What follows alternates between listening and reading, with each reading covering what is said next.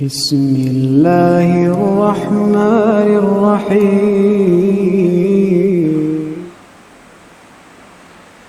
الحمد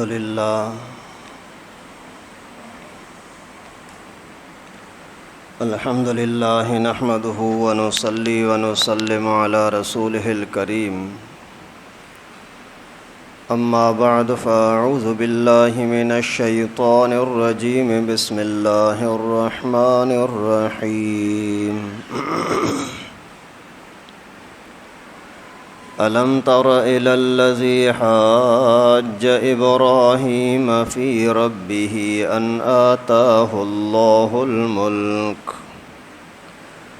إذ قال إبراهيم ربي الذي يحيي ويميت قال أنا أحيي وأميت قال إبراهيم فإن الله يأتي بالشمس من المشرق فأت بها من المغرب فبهت الذي كفر والله لا يهدي القوم الظالمين صدق الله العلی العظیم۔ محترم دوستو عزیزو، انبیاء کرام کے واقعات میں سے خاص چیزیں، اہم نقطے اور اہم باتیں، ان کا سلسلہ چل رہا ہے۔ حضرت نوح علیہ السلام، حضرت لوط علیہ السلام، حضرت موسیٰ علیہ السلام، ان کا تذکرہ ہوا اختصار کے ساتھ،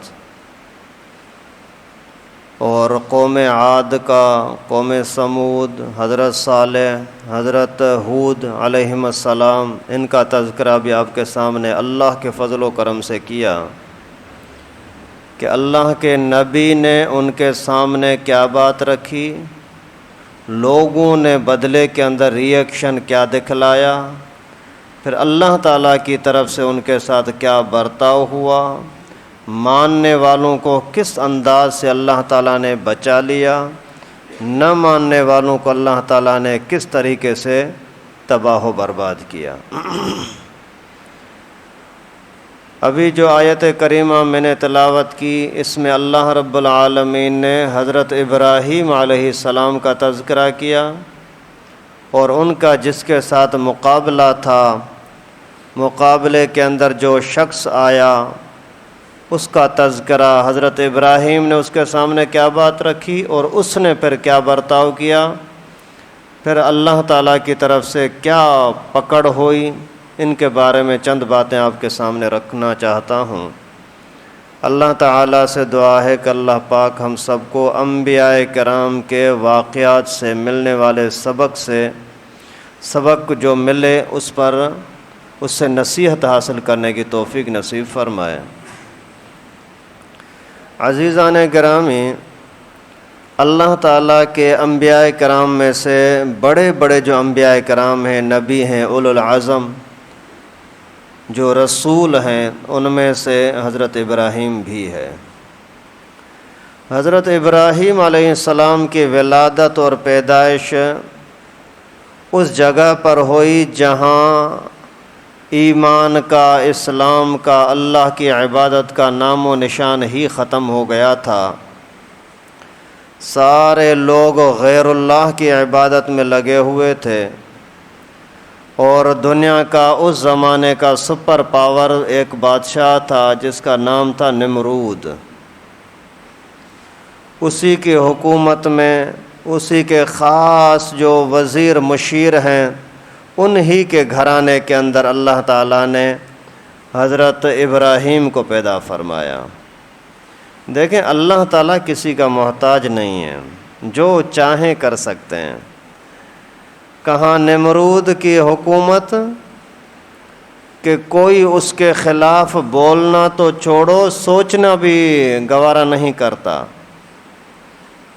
لیکن اسی کے حکومت کے اندر، اس کے خاص نمائندوں کے گھر میں اللہ تعالیٰ نے ایسا مجاہد پیدا فرمایا جو خود اپنے ابو کے بھی حاکم، اس کا ابو بھی جس کو سجدہ کرتا تھا، اسی کی حکومت کو توڑنے کا سبب بنا۔ نمرود نے خواب دیکھا کہ کوئی بچہ ہے جو میری حکومت کو توڑ رہا ہے، میری حکومت کو گرانے کے لیے میدان میں آیا ہے۔ تو نجومیوں سے پوچھا، انہوں نے بولا ظاہر سی بات ہے کہ آپ کی حکومت کو توڑنے والا کوئی بچہ پیدا ہوگا۔ اسی نے بھی وہی کام کیا جو ابھی کچھ دن پہلے آپ نے فرعون کے بارے میں سنا تھا۔ فرعون اور حضرت موسیٰ علیہ السلام یہ بعد کے ہیں، حضرت ابراہیم علیہ السلام اور دشمن نمرود یہ پہلے کے ہیں۔ تو اسی نمرود نے بھی وہی کام کیا، حکم جاری کر دیا کہ بچوں کو قتل کر دیا جائے۔ اس ظالم نے بہت سارے ہزاروں بچوں کو مروایا، اور حضرت ابراہیم کی ماں کو بھی پتہ لگا کہ یہ حکم ہو چکا ہے۔ ماں بھی مشرکہ تھی، کوئی دیندار نہیں تھی، اللہ والی نہیں تھی، مسلمان نہیں تھی۔ جیسے ہی پیٹ میں بچہ ہوا تو اس نے چھپانے کی کوشش کی، کسی کو پتہ نہ لگے۔ پھر جب ولادت کا وقت آیا تو یہ کسی غار کے اندر چلی گئی، وہاں جا کر کے بچے کی ولادت ہوئی، اور پھر اس بچے کو وہیں غار میں ہی چھوڑ دیا۔ واپس گھر آ گئی، پھر موقع مناسبت سے وہاں غار میں چلی جاتی اور یہاں اپنے گھر میں بھی آتی۔ یہاں اس کا گھر کے اندر اگر بچہ ہو تو بظاہر یہی اندازہ تھا کہ پکا یقیناً مارا جائے گا، کیونکہ حکومت کا آرڈر ہے۔ اور وہاں ہے، ایک تو پتہ نہیں کسی کو پتہ لگے یا نہ لگے، اگر پتہ لگ بھی گیا اور بچے اللہ نہ کرے اگر فوت بھی ہو گیا، کسی نے اگر اس کو کاٹا، کوئی جانور اگر اسی کو اٹھا کر لے جاتے ہیں، کم از کم میری آنکھوں کے سامنے تو نہیں ہوگا۔ اگر گھر میں ہوگا بچہ تو میری آنکھوں کے سامنے، میرے سامنے اگر میرے بچے کو ماریں تو یہ میں برداشت نہیں کر سکتی۔ اسی حکمت کے پیش نظر اسی نے بچے کو جا کر غار میں رکھا۔ ایک مرتبہ جیسے گئیں تو دیکھا کہ بچے کی انگلی اس کے منہ میں ہے، اور بڑے مزے کے ساتھ بچہ اسی کو کھا رہا ہے۔ بڑی حیرت کے ساتھ جیسے دیکھا تو اللہ تعالیٰ کی طرف سے انگلی سے شہد نکل رہی تھی، جس سے اس کی غذا اور کھانا خوراک ہو رہی تھی۔ تسلی ہو گئی کہ ابھی بچے کے مجھے انتظار کرنے کی، فکر کرنے کی ضرورت ہی نہیں ہے، بس اللہ تعالیٰ جس نے اس کو پیدا کیا ہے وہی اس کو چلانے والا ہے۔ بس اللہ تعالیٰ کی قدرت سے بچہ بہت جلد ہی بڑا ہونے لگا، تاکہ اس خطرے سے نکل جائے کہ کوئی اس کو مارنے کی کوشش کرے۔ پھر کچھ دنوں کے بعد دن میں ہفتے کے برابر، ہفتے میں مہینے کے برابر، مہینے میں سال کے برابر بڑا ہونے لگا۔ تو چند ہی ہفتوں کے اندر بچہ بڑا ہو گیا۔ پھر اسی کی طرف یہ کسی کا خیال ہی نہیں گیا کہ یہ بادشاہ کے خواب کے بعد پیدا ہوا ہے یا پہلے ہوا ہے۔ اللہ تعالیٰ کو نظام جو چلانا تھا۔ ابھی بچپن کے اندر ہی 6-7 سال کی عمر ہی ہوئی تھی تو ایک مرتبہ ماں سے بولا کہ امی میرا رب کون ہے، منا میرا پروردگار، مجھے پالنے پوسنے والا کون ہے؟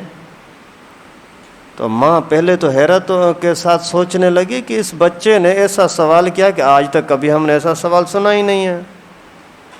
کہنے لگی کہ بیٹا میں تجھے کھلاتی پلاتی ہوں۔ خاموش ہو گئے۔ پھر کسی موقع پر بولنے لگے کہ امی آپ کا رب کون ہے، تجھے کون کھلاتا پلاتا ہے؟ یہ حیرت کے ساتھ کہنے لگی کہ عجیب سوال ہے۔ خیر بولی کہ تیرا ابو وہ خرچہ پانی لے آتا ہے، سامان لے آتا ہے، اسے وہی کھلانے پلانے والا ہے، ہمارا رب ہے تیرا میرا۔ پھر پوچھا کہ بھلا میرے ابو کو کھلانے والا کون ہے؟ سوچ سوچ کر کے کہنے لگے کہ وہی حکومت کی طرف سے سارا کچھ، وہ جو اجازت دیتے ہیں وہی ہوتا ہے، تو ہمیں ہمارا رب نمرود ہے۔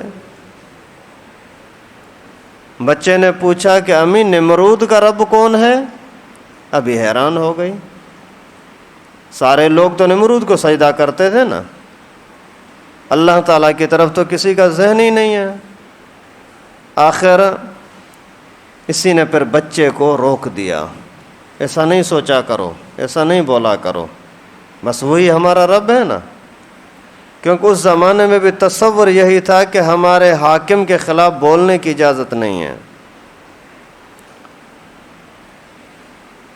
آخر یہ باتیں ماں نے حضرت ابراہیم کے ابو کے ساتھ کی، آزر کے ساتھ، لأبیہ آزر، حضرت ابراہیم کے ابو کا نام آزر ہی تھا اور مشرک تھا اور نمرود کا خاص آدمی تھا، نمرود کو اور بتوں کو سجدہ کرتا تھا اور باقاعدہ بت بیچتا تھا۔ باقی اس کے اندر اگر کوئی یہ سوال کرے کہ اللہ کے نبی کا ابو کافر کیسے، تو اس اعتراض کی کوئی گنجائش نہیں ہے۔ یہ ثابت ہے کہ اللہ کے نبی کافروں کے گھر میں ہو سکتے ہیں، نبیوں کی اولاد بھی کافر ہو سکتی ہے، وہ صراحتاً قرآن پاک سے ثابت ہے۔ جب اللہ تعالیٰ نے واضح طور فرمایا لأبیہ آزر کہ ابراہیم کا ابو آزر تھا اور وہ مشرک تھا، اس کے ساتھ یہ شرکیہ باتوں پر بحث مباحثہ ہوا، تو پھر کہیں اور تشریح تفصیل کی طرف جانے کی ضرورت ہی نہیں ہے۔ حضرت نوح علیہ السلام کا بیٹا کافر تھا، واضح قرآن پاک نے اس کا واقعہ بیان فرمایا کہ یا بنی ارکب معنا ولا تکن مع الکافرین، لیکن وہ ہلاک ہو گیا، وہ ماننے والا نہیں تھا۔ نبی کے نسل میں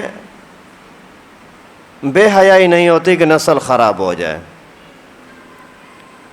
کہیں بھی پیغمبر کریم صلی اللہ علیہ وسلم سے لے کر کے حضرت آدم علیہ السلام تک جتنے بھی یہ سلسلے آئے ہیں نسب کے اندر، وہاں کہیں بھی کوئی ایسی بدکار عورت بیچ میں نہیں آئی جہاں سے نسل خراب ہوا ہو۔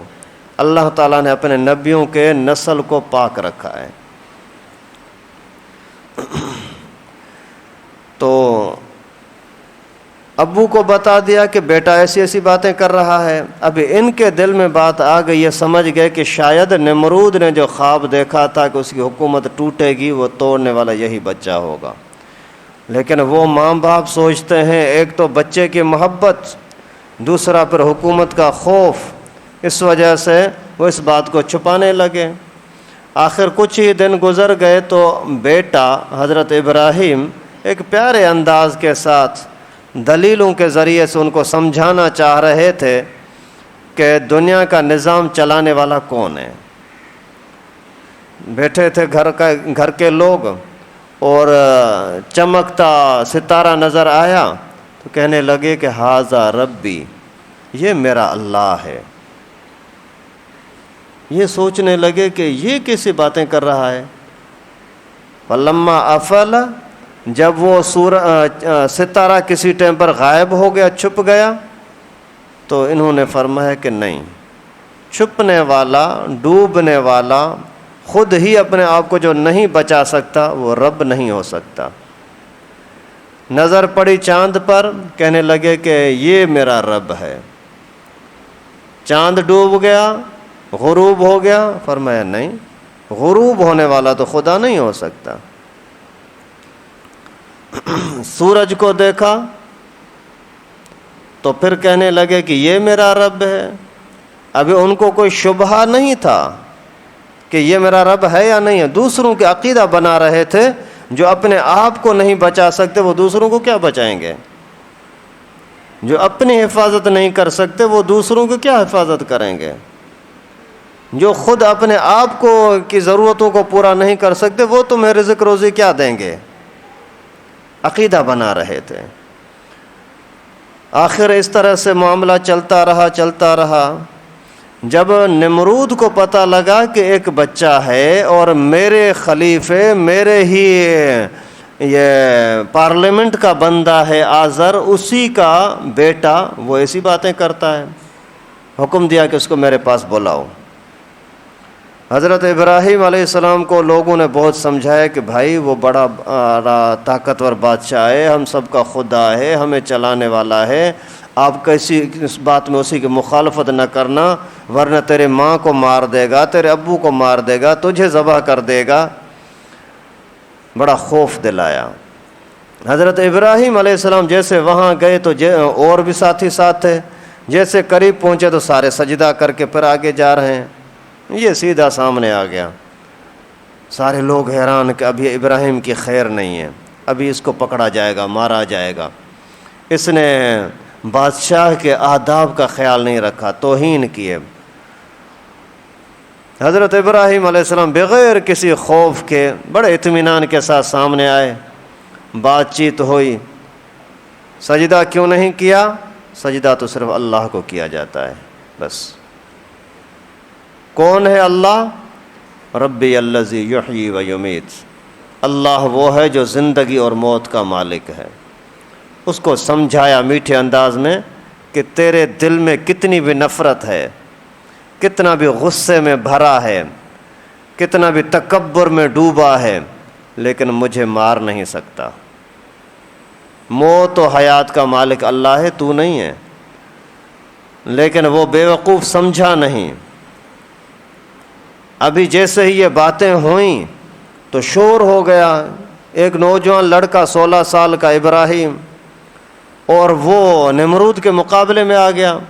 ایسے لوگ جمع ہوتے گئے، ہزاروں لوگ اکٹھے ہو گئے۔ ابھی اتنے میں نمرود نے بولا کہ زندگی اور موت کا مالک میں ہوں۔ 2 بندوں کو بلایا، ایک وہ جس کو پھانسی کی سزا تھی کہ اس کو مارا جائے گا، اس کو آزاد کر دیا، اور ایک آزاد آدمی کو کوئی جرم نہیں تھا، اس کو مروا دیا ظالم نے۔ بولا دیکھو زندگی اور موت کا مالک میں ہوں نا، جس کو زندہ چھوڑوں میری مرضی، جس کو موت دے دوں میری مرضی۔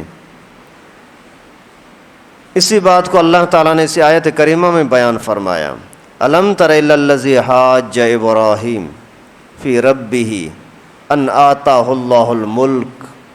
حکومت کی وجہ سے مستی میں آیا نمرود، حضرت ابراہیم کے ساتھ جگڑنے لگا۔ ملک جب حکومت ملی، قال ربی الذی یحیی و یمیت، اذ قال ابراہیم ربی الذی یحیی و یمیت، میرا رب وہ ہے جو زندگی اور موت کا مالک ہے۔ تو وہ بے وقوف کہنے لگا کہ انا احیی و امیت، زندگی اور موت کا مالک تو میں ہوں۔ پھر اسی نے یہی واقعہ کیا، آزاد کو مار دیا، قیدی کو آزاد کر دیا۔ حضرت ابراہیم سمجھ گئے کہ یہ بالکل بے وقوف ہیں اور لوگوں کو بے وقوف بنا رہے ہیں، تو ایسا جملہ سامنے بولا، ایسا وار کیا کہ نمرود ہکا بکا رہ گیا۔ حضرت ابراہیم نے فرمایا فإن اللہ یأتی بالشمس من المشرق فأتی بہا من المغرب، میرا اللہ وہ ہے، میرے سجدے کا لائق وہ ہے جس کے سامنے سجدہ کیا جائے جو سورج کو مشرق سے نکالتے ہیں۔ اگر تو واقعی خدا ہے تو مغرب سے نکال کر دکھا۔ ابھی ہکا بکا فبہت الذی کفر، اللہ تعالیٰ فرماتے ہیں کہ لاجواب ہو گیا، حیران ہو گیا کہ اب اس کا کیا جواب دوں، کیونکہ اس کے پاس کوئی جواب تھا ہی نہیں۔ اور یہ جملہ اتنا آسان تھا کہ سارے لوگ سمجھ گئے۔ اگر بالفرض یہ کہہ دیتا ہے کہ یہ میں ہی تو کرتا ہوں، ادھر سے نکالنے والا اور ادھر غروب کرنے والا، لیکن وہاں کے لوگ ہی سمجھ جاتے کہ یہ تو پاگل ہو گیا ہے، نمرود کی عمر سے پیدائش سے پہلے سے یہ اس طرف سے نکلتا آ رہا ہے۔ اگر نمرود ہی ایسا کرنے والا ہے تو اس سے پہلے کون کرنے والا تھا؟ فبہت الذی کفر، ہکا بکا رہ گیا۔ اب اس نے سوچا کہ ابراہیم کو مار دینا چاہیے، یہ اگر یہاں رہے گا تو اور بھی میری حکومت کمزور ہوگی، میری گرفت جو طاقت ہے یہ کمزور ہو جائے گی۔ بہت ہی پلانیں کیں، لیکن اس طریقے سے یہ ماحول چلتا رہا۔ حضرت ابراہیم علیہ السلام کے مخالفین میں امی بھی مخالف، ابو بھی مخالف، سارے لوگ بھی مخالف۔ اور یہ جب واقعہ اسی کے ساتھ نمرود کے ساتھ مناظرہ ہوا، بہت سارے لوگوں نے حضرت ابراہیم کو حق پر مان لیا، لیکن خوف تھا اور حکومت کے مقابلے میں آ نہیں رہے تھے۔ آخر اتنے میں ایسا ہوا کہ یہ سلسلہ چلتا رہا، حضرت ابراہیم کو سمجھاتے رہے۔ حضرت ابراہیم علیہ السلام نے فرمایا کہ جس رب نے مجھے پیدا کیا اس رب کو چھوڑ کر کے تمہاری باتوں میں آ جاؤں، یہ کیسے ہو سکتا ہے؟ جس اللہ نے مجھے زندگی دی اس کو چھوڑ کر کے اور تمہاری باتوں میں آ جاؤں؟ آخر ان سے بحث مباحثہ کرتے رہے مختلف وقتوں پر۔ ابو، یہ جو تو نے بنا کے رکھا ہے مورتی بت، یہ کیا ہے؟ بیٹا یہ ہمیں روزی دینے والا ہے۔ اچھا یہ کیا ہے؟ یہ جو ہے نا یہ مشکلوں کو ٹالنے والا ہمارا خدا ہے، بت ہے۔ یہ کیا ہے؟ یہ کیا؟ اس طرح سے پوچھتے رہتے، پھر بیچ میں کوئی ایک جملہ بول دیتے، ابو یہ ہمیں دیکھ رہے ہیں۔ پھر باپ کو غصہ آ جاتا، ایسی باتیں کیوں کرتے ہو؟ پھر بات کو چھوڑ دیا، باپ کی بے ادبی بھی تو نہیں کرنی۔ پھر کسی موقع پر پوچھا کہ ابو اگر کوئی بیمار ہو جائے تو کیا جاتا ہے؟ وہ بیٹا وہ جو ہے نا خدا، اسی کے سامنے کوئی جائے گا نا تو اس کی بیماری ختم ہو جائے گی۔ اچھا ابو اگر اس کو بولیں تو وہ سنتا ہے؟ پھر باپ لاجواب۔ ابو اگر اس کے ساتھ ہم بات چیت کریں تو وہ جواب دے گا؟ باپ لاجواب، لوگ لاجواب۔ حضرت ابراہیم علیہ السلام نے ایک مرتبہ دھمکی دے دی کہ میں تمہارے خداؤں کو دیکھتا ہوں، تم کہتے ہو کہ یہ سب کو چلانے والے ہیں، میں کہتا ہوں کہ ان کو خود ہم چلانے والے ہیں، بنانے والے اور ادھر ادھر رکھنے والے، یہ کیا ہمیں چلا سکتے ہیں؟ میں ان کو توڑوں گا، دیکھتے ہیں پھر کیا ہوتا ہے۔ آخر ایک دن ایسا آیا، سب لوگوں نے چاہا کہ ابھی ہمارا جو سالانہ میلہ ہے وہاں چلتے ہیں، اور سارے کے سارے لوگ وہاں جانے لگے۔ حضرت ابراہیم کو بھی بہت ہی بولا کہ آپ بھی ہمارے ساتھ چلو، لیکن حضرت ابراہیم ان کے ساتھ نہیں جا رہے تھے، بہت اصرار کیا کہ چلو چلو چلو۔ کس طریقے سے حضرت ابراہیم کو بھی لے کر کے آگے نکلے۔ راستے سے انہوں نے فرمایا کہ میری طبیعت صحیح نہیں ہے، انی سقیم، بیمار ہوں، میں چلنا نہیں چاہتا۔ خیر ان لوگوں نے سمجھا اگر بیمار ہے تو چھوڑو بھلا، خود سارے چلے گئے۔ حضرت ابراہیم علیہ السلام نے کیا کیا کہ دیکھا ابھی موقع اچھا ہے، سارے لوگ وہاں چلے گئے، اب ان کے خداؤں کا مقابلہ کرتا ہوں، دیکھتے ہیں کیا ہوتا ہے۔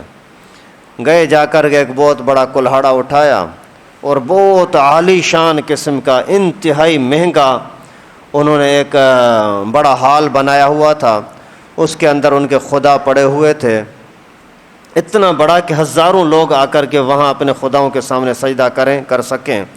تو ایک تھا خدا ان کا جو بالکل سامنے بڑا پڑا ہوا تھا، باقی چھوٹے چھوٹے لیول کے حساب سے بنا دیے تھے، سونے کے بت بھی، سونے کے، چاندی کے، پتھر کے، ٹھیکڑی کے، مٹی کے، لکڑی کے، مختلف قسم کے انہوں نے خدا بنا کے رکھے تھے۔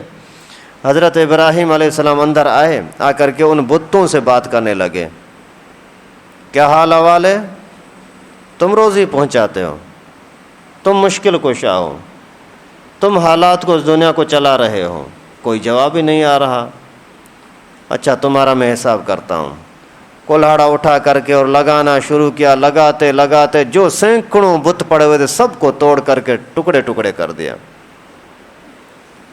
اور وہ کلہاڑا لا کر کے بڑے بت کے کندھے پر رکھ دیا۔ وہ جیسے ہی واپس آئے تو ان کی عادت یہ تھی کہ خوشی کے موقع پر بھی، میلے کا ٹائم تھا، عید کا دن تھا، تو واپس آ کر کے سب سے پہلے پہنچے اپنے خداؤں کو سجدہ کریں پھر گھر جائیں گے۔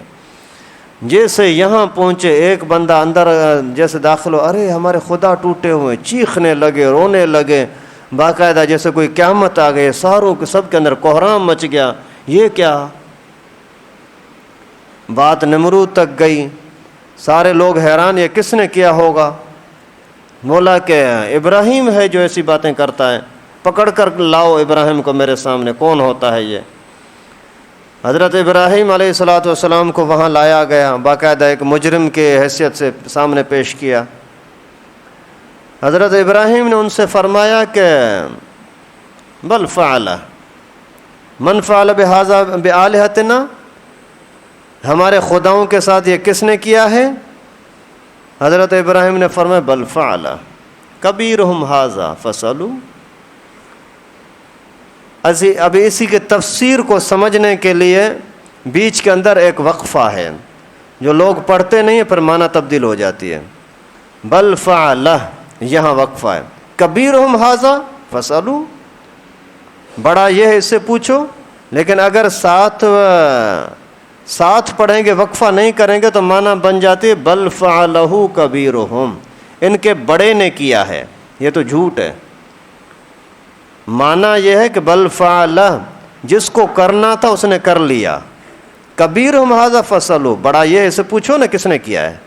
معنی کے اندر دیکھو کتنا فرق ہے، صرف وقفہ کرنے نہ کرنے کی وجہ سے۔ تو پھر وہ حیران ہو گئے کہ ابھی بڑے سے ہم کیا پوچھیں؟ حضرت ابراہیم نے فرمایا اگر بولنا جانتے ہیں، ان کے اندر ہمت ہے تو ان سے پوچھو، اگر سنتے بھی نہیں بولتے بھی نہیں تو پھر تو تم پر افسوس ہے، ایسی چیزوں کو تم نے اپنا خدا بنایا ہوا ہے۔ تو ان کو شرم آئی، واقعی ہم غلط ہیں، لیکن ہم کیسے مانیں کہ ایک ہمارا ایک بندہ صحیح اور یہ پوری حکومت اور پورا جو عوام ہے لاکھوں لوگ یہ غلط، یہ تو ہم نہیں مانتے۔ پھر اپنے اسی تکبر میں آ کر کے اور نمرود نے فیصلہ کیا کہ ابھی اس کو چھوڑنا صحیح نہیں، ابھی اس کو جلا دو، ابراہیم کو جلا دینا چاہیے، ورنہ یہ اور زیادہ فساد مچائے گا۔ خود لوگوں کو مار رہا ہے، قتل کر رہا ہے، اپنے آپ کو سجدہ کرا رہا ہے، وہ اچھا ہے، جو کہتا ہے اللہ تعالیٰ کو یہ عبادت کرو وہ اس کے لیے بولتا ہے یہ فساد کرتے ہیں۔ آخر انہوں نے آگ جلانا شروع کی، بڑی خندقیں کھودائیں، بڑے گڑھے، اور اسی کے اندر لکڑیاں جمع کیں، اور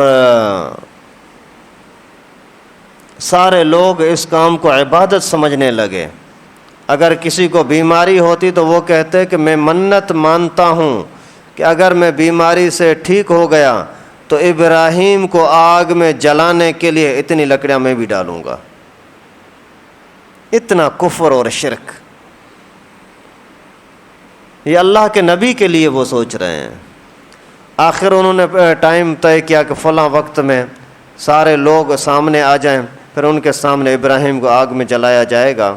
پھر انہوں نے پورے پلاننگ کے ساتھ آگ جلائی، بہت جب زیادہ آگ بھڑکنے لگی، قریب سے کوئی پرندہ بھی نہیں اڑ سکتا تھا، اوپر سے کوئی پرندہ نہیں اڑ سکتا تھا، اسی کی گرمائش اور تپش کی وجہ سے۔ ایسے عالم کے اندر انہوں نے سوچا کہ اب ابراہیم کو ڈال دینا چاہیے۔ انہوں نے ڈالنے کے لیے بھی پھر ایک گوپیا ڈیزائن کا، یہاں پر منجنیک بنا کر کے، جھولا بنا کر کے، دور دور سے جھولا کر کے اس کو ڈال دیا۔ لیکن اللہ تعالیٰ کی قدرت، یہاں حدیث مبارکہ میں آتا ہے، روایتوں میں آتا ہے کہ سب مخلوق نے اللہ تعالیٰ سے عرض کیا، اے اللہ اس وقت دنیا کے اندر نام لینے والا ابراہیم ایک ہی ہے، اور اسی کو تیرا دشمن جلا رہا ہے۔ اے اللہ ہمیں اجازت دے دے، ہم اس کو بچائیں۔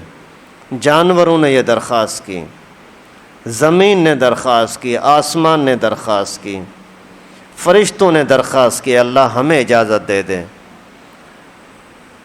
اللہ تعالیٰ نے ان کو فرمایا ٹھیک ہے، اب جاؤ، جا کر کے کرو جو خدمت مدد کر سکتے ہو۔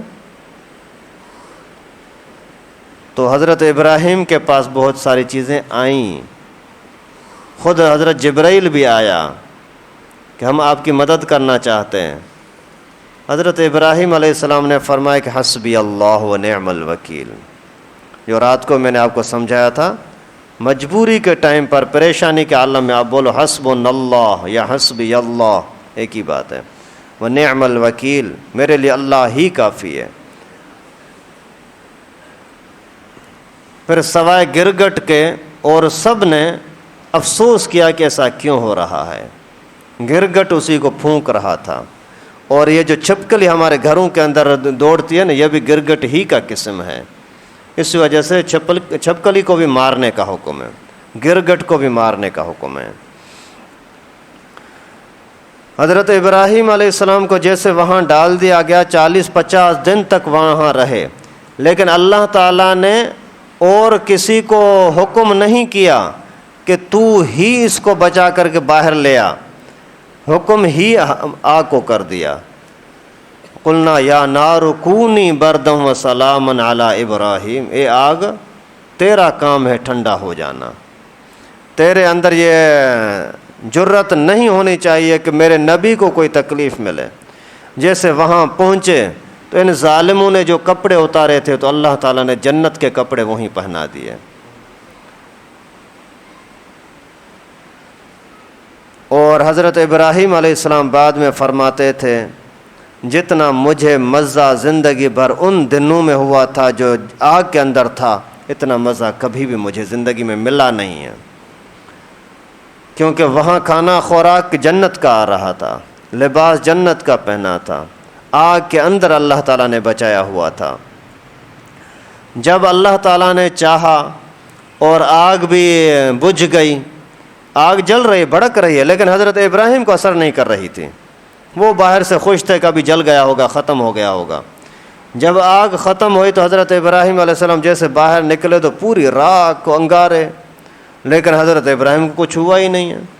پھر حیران ہو گئے. سب لوگوں کا رویہ دیکھا نمرود نے کہ یہ تو ابھی مسلمان ہو جائیں گے، سارے کے سارے میرے دشمن ہو جائیں گے.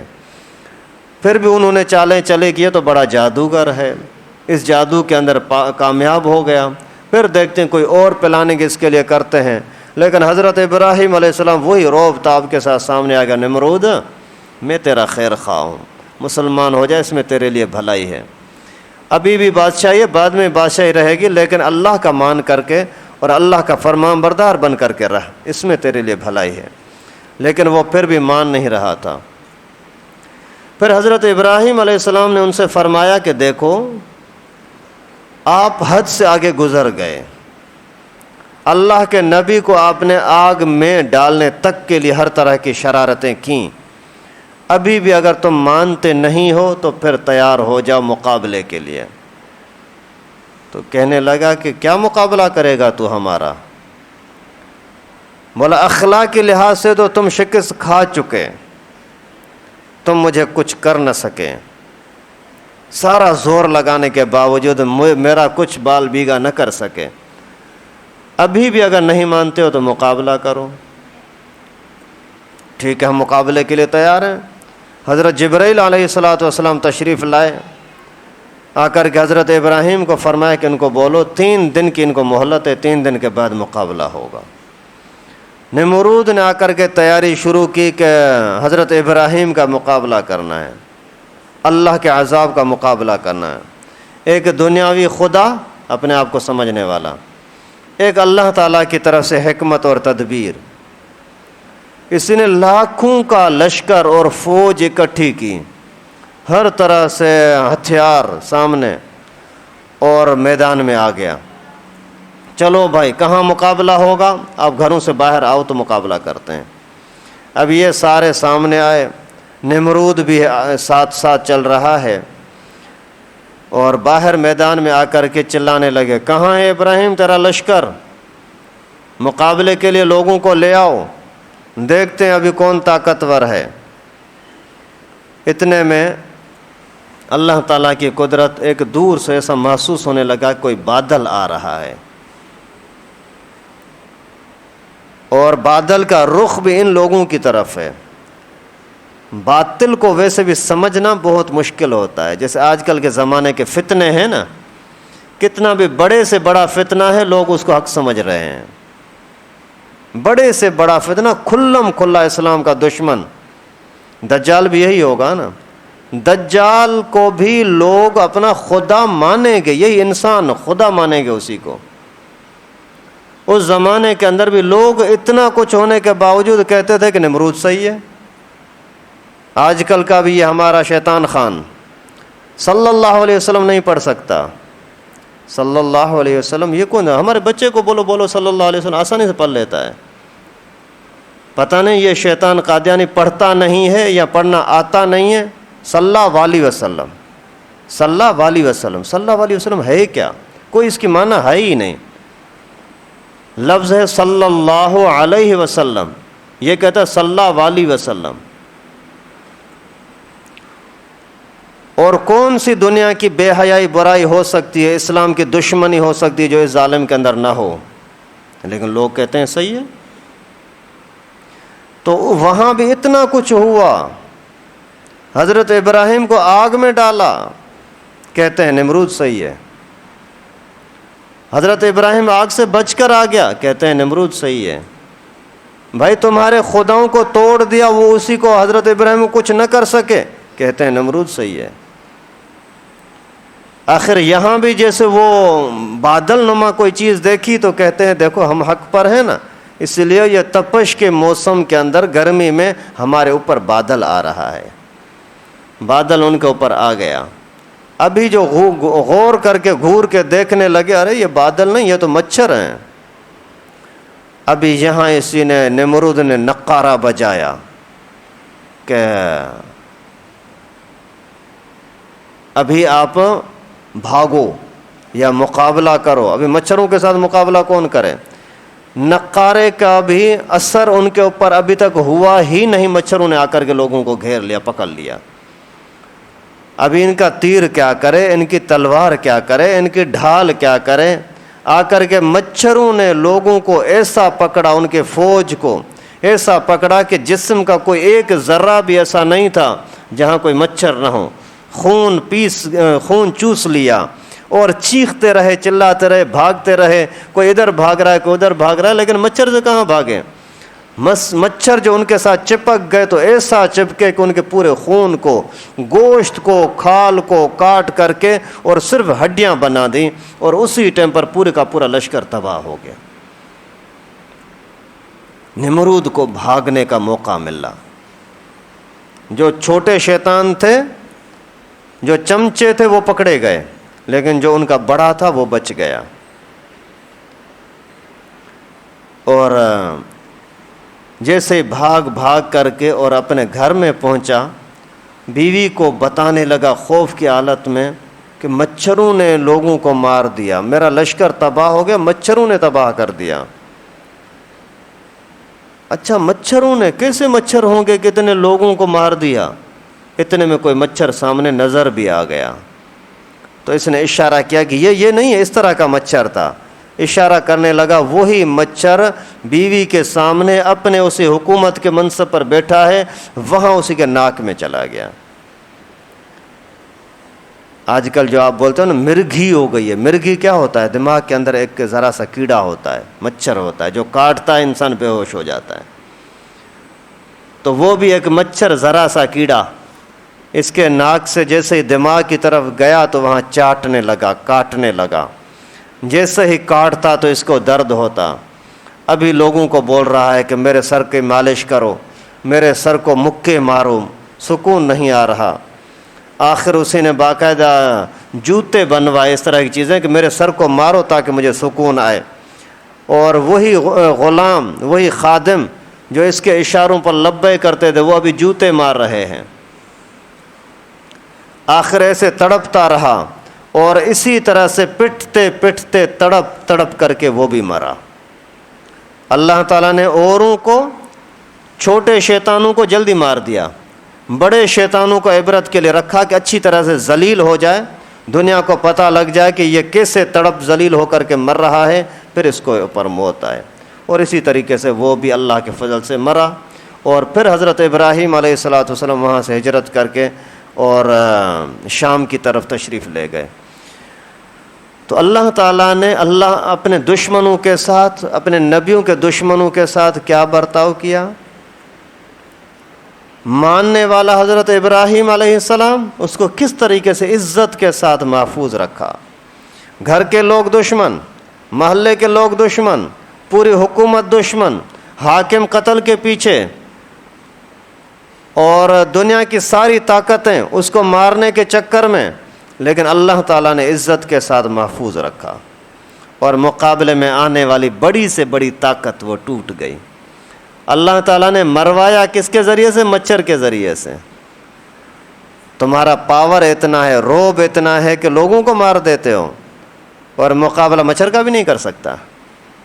یہ اللہ تعالیٰ نے اپنی حکمت دکھائی کہ میرے سامنے جو آتا ہے، اللہ کے سامنے، اللہ کے دین کے سامنے، دین والوں کے سامنے، بزرگوں کے سامنے، اللہ والوں کے سامنے جو آتا ہے نا، وہ مٹ جاتا ہے۔